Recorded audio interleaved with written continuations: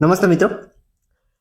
Nifty ફિફ્ટીના Stokes વિશે વાત કરીએ કે સારી એવી તેજી જોવા મળી રહી કે છેલ્લા 5 દિવસની અંદર 300 પોઈન્ટ કરતાં વધારે તેજી જોવા મળી અને સાથે 25,200ના લેવલ ઉપર ક્લોઝિંગ જોવા મળી. કે વાત કરીએ કે છેલ્લા 12 દિવસની અંદર માર્કેટની અંદર નિફ્ટી ફિફ્ટીના ગ્રીન ક્લોઝિંગ સારી એવી જોવા મળી અને નવા હાઈ જોવા મળી રહ્યા છે.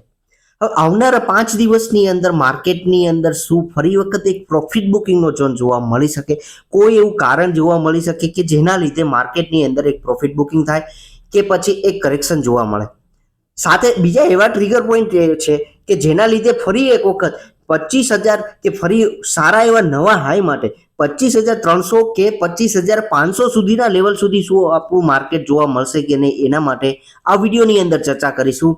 એ પહેલા સ્ટોક ઓફ ગુજરાતી લાઇન્સ ચેનલની અંદર તમામ મિત્રોનું હાર્દિક સ્વાગત છે. વિડીયોની અંદર આગળ વધીએ આપણે. એ પહેલા ફર્સ્ટ વસ્તુ એ કે આવનારા 5 દિવસ એ છે માર્કેટની અંદર કોઈ પણ હોલિડેઝ નથી, એટલે કે માર્કેટ છે 5 દિવસ શરૂ રહેવાની છે. હવે કે જીડીપીના ડેટા કે ભારતના જીડીપીના જે ડેટા છે એના ઉપર સોમવારે માર્કેટ એક રિએક્શન આપતું જોવા મળી શકે છે, કારણ કે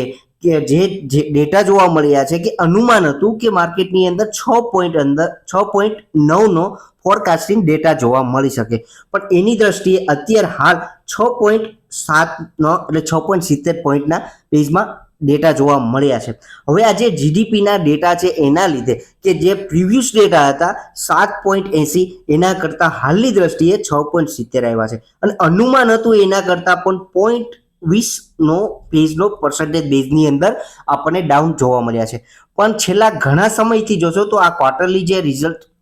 જે ડેટા જોવા મળે છે જીડીપીના, એની હારે કમ્પેરિઝન કરશો તો જે ડેટા ભૂતકાળના જે જોવા મળ્યા હતા એના કરતાં એક ચોંકાવનારા છે, એટલે કે થોડા એવા ડાઉનફોલ છે. પણ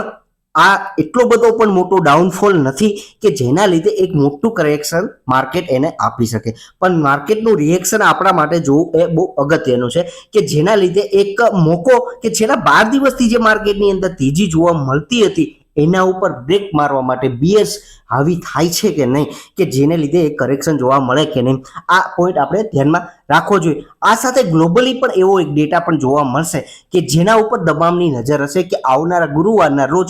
જોબ્સના ડેટા કે બેરોજગારીનું પ્રમાણ વધ્યું છે કે નહીં કે ઘટ્યું છે, કે જે અમેરિકનના જોબ્સ ડેટા ઉપર પણ તમામની નજર રહેશે, કારણ કે એક વખત જે જોબ્સ ડેટા આવેલા હતા જેના લીધે રિસેશન આવી શકે, મંદી આવી શકે એવું જાણવા મળ્યું હતું. પણ આવનારા 5 દિવસને આ જે ડેટા છે એના ઉપર તમામની નજર રહેશે, કારણ કે સપ્ટેમ્બર માસની અંદર પણ ઇન્ટરેસ્ટ રેટ કટ પણ થઈ શકે, ત્યારે આ ડેટા બહુ અગત્યના છે. ત્યાર પછીના પોઈન્ટ વિશે વાત કરીએ તો આઈપીઓનો માર્કેટ શરૂ છે. પ્રીમિયમ એનર્જીસ સારો એવો લોંગ ટર્મ માટે હોલ્ડ કરવા જેવો સ્ટોક્સ કે જે માર્કેટની અંદર લિસ્ટ થવા જઈ રહ્યો છે, કે જે મંગળવારના રોજ માર્કેટની અંદર લિસ્ટ થશે. જે લોકોને આ કંપનીનું એલોટમેન્ટ મળ્યું છે, શેર એલોટ થયા છે, તમામને ખૂબ અભિનંદન. લોંગ ટર્મ સ્ટોક્સ હોલ્ડ કરવા લાયક કંપની છે. એનું કારણ છે કે બીજી વસ્તુ એની આ કારણમાં આગળ વધીએ એ પહેલા આ કંપની જે સોમવારે મંગળવારે માર્કેટમાં લિસ્ટ થશે તો ક્યાં એવરેજ ગ્રે માર્કેટ સાથે લિસ્ટ થશે, કે એવરેજ આપણે જોઈએ તો 840થી ગ્રે માર્કેટ પ્રીમિયમ પ્રમાણે જોશો તો મિત્રો આ એવરેજ તમને 870થી 880ના રેન્જમાં લિસ્ટ થતો એવો આજની તારીખની અંદર જોવા મળે છે. પણ આ ગ્રે માર્કેટ પ્રીમિયમ છે. માર્કેટની અંદર ઉતાર ચઢાવની દ્રષ્ટિએ કે આ ગ્રે માર્કેટ પ્રીમિયમ છે એ વધી પણ શકે અને ઘટી પણ શકે એવું છે. તો હાલની દ્રષ્ટિએ એવું માની શકીએ કે આપણે આ 870થી લઈ 880ના એવરેજ જોવા મળે. જો માર્કેટમાં ઘટાડો આવે અને માર્કેટની અંદર આ શેરમાં પણ તમને લિસ્ટેડ થયા પછી ઘટાડો જોવા મળે તો આ શેરને લોંગ ટર્મ માટે હોલ્ડ કરવા જેવો છે. કારણ શું છે એ આ કંપનીની બીજું મારી દ્રષ્ટિએ એ પણ કારણ છે કે આ કંપની છે એ સોલારના સેલ અને મોડ્યુલરનું પ્રોડક્શન કરે છે. પણ આ જે સેલ અને મોડ્યુલર જે પ્રોડક્શન કરે છે કે એની સાથે બીજી એવી કમ્પેર કરી શકીએ એવી કંપની કે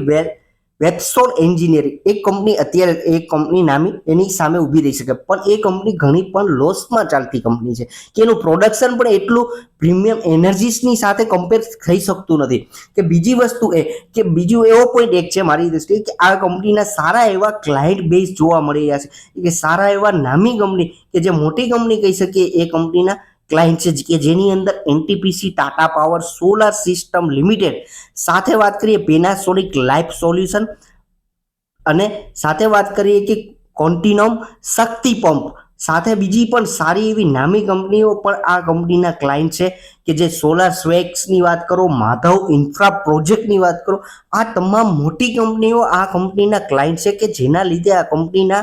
એક સારો એવો ઓર્ડર બુક મળી શકે. હાલની દ્રષ્ટિએ કંપનીની ઉપર થોડું ઘણું લેણું તો છે, પણ આવનારા સમયની અંદર જ્યારે આ કંપની પોતાના મોડ્યુલર પ્રોડક્શન ઉપર સારો એવો ભાર મૂકી છે ત્યારે આ કંપનીને સારો એવો બિઝનેસ થશે, ત્યારે પણ આ કંપની સારો એવો પ્રોફિટ પણ કરી શકે. એટલે કે લોંગ ટર્મ જર્ની માટે જે મિત્રો વિચારતા હોય કે જે લોકોને એલોટમેન્ટ મળેલું છે કે એ વ્યક્તિ વિચારતા હોય કે આ શું આઈપીઓને હોલ્ડ કરવા જેવો છે, તો ડેફિનેટલી આ કંપની બહુ સારી છે કે જે તમને લોંગ ટર્મની અંદર સારી એવી વેલ્થ બનાવવા માટે એક પાર્ટ જે તમારા પોર્ટફોલિયોનો બની શકે એમ છે. આ સિવાય બીજો એવો પોઈન્ટ કે જે રિલાયન્સ ઇન્ડસ્ટ્રીની જે એજીએમ જોવા મળી હતી કે ગુરુવારના જે રોજ ગુરુવારના રોજ કે જેની અંદર રિલાયન્સ ઇન્ડસ્ટ્રીના એજીએમમાં એક જાહેરાત થયેલી હતી કે રિલાયન્સ કંપની એ બોનસ શેર જાહેર કરેલો છે 1:1 કે એકના બદલે એક શેર એ બોનસ તરીકે આપશે કે જેના ઉપર જે એજીએમ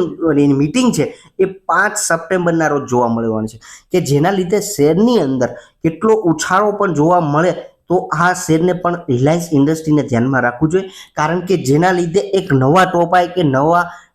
લાઈફ ટાઈમ હાઈ ઉપર પણ શેર માર્કેટ આપણું નિફ્ટી 50નું માર્કેટ જોવા મળી શકે, કારણ કે આ કંપનીનું નિફ્ટી 50ની અંદર 13% વેઇટેજ છે. સારું એવું વેઇટેજ ધરાવતી કંપની છે અને બહુ નામી મોટી કંપની છે. ત્યાર પછીના બીજા એવો શેર કે જેની નજર બધાની અત્યારે જઈ રહી છે કે આ કંપનીની અંદર ફરી વખત તેજીનો માહોલ જોવા મળ્યો કે છેલ્લા પરગત 5 દિવસની અંદર કે આ શેરની અંદર 7%, 7.5% ઉછાળો આ શેરમાં જોવા મળ્યો કે બજાજ ફિનસર્વ અને સાથે બીજી એવી કંપની કે જે બજાજ ફાઇનાન્સ, જ્યારે બજાજ બજાજ હાઉસિંગનો આઈપીઓ આવી રહ્યો છે ત્યારે આ કંપનીની અંદર તેજી જોવા મળી છે કે આ બજાજ ફાઇનાન્સની અંદર પણ 6%, 6.5%નો જમ્પ જોવા મળે. તો હવે આવનારા 5 દિવસમાં આ કંપનીઓની અંદર શું ફરી વખત તેજીનો માહોલ શરૂ રહેશે કે પ્રોફિટ બુકિંગ જોવા મળે છે, આ પણ એક ધ્યાનમાં રાખવું જોઈએ, કારણ કે સારું એવું વેઇટેજ ધરાવતી કંપની. આ સિવાયની બીજી એવી પણ કંપની કે જેની નજર તમામ વ્યક્તિઓની છે કે તમામ ઇન્વેસ્ટરોની અને ટ્રેડરોની છે, એવા આઈટી સ્ટોક્સ કે જેની અંદર સારી એવી તેજી જોવા મળે છે કે એમાંના નામી કે સારી એવી મોટી કંપનીની અંદર વાત કરો તો ઇન્ફોસિસ કે જેની અંદર છેલ્લા 5 દિવસની અંદર 4%નો ઉછાળો જોવા મળ્યો. સાથે બીજી વસ્તુ એ કે આ કંપનીનો શેરનો ભાવ ઓલ ટાઈમ હાઈ અને સાથે 52 વીકનો હાઈ કે 1950 ઉપર આ કંપની જઈ શું આ 2000 ઉપર પણ સસ્ટેન થઈ જોવા મળી શકે એમ છે. અને સાથે જોવા મળવાનું એ છે કે આવનારા દિવસોમાં ફરી વખત આ શેરમાં તેજી જોવા મળશે. ઇન્ફોસિસ સિવાય વિપ્રો પણ એની અંદર પણ એના લાઈફ ટાઈમ હાઈ ઉપર આ કંપનીનો શેર જઈ રહ્યો છે. 52 વીકના હાઈ ઉપર તો આ કંપનીનો શેરનો ભાવ અત્યારે એવરેજ આપણે 580 જોવા મળે છે. આ સિવાય TCS, ટેક મહિન્દ્રા સાથે HCL ટેક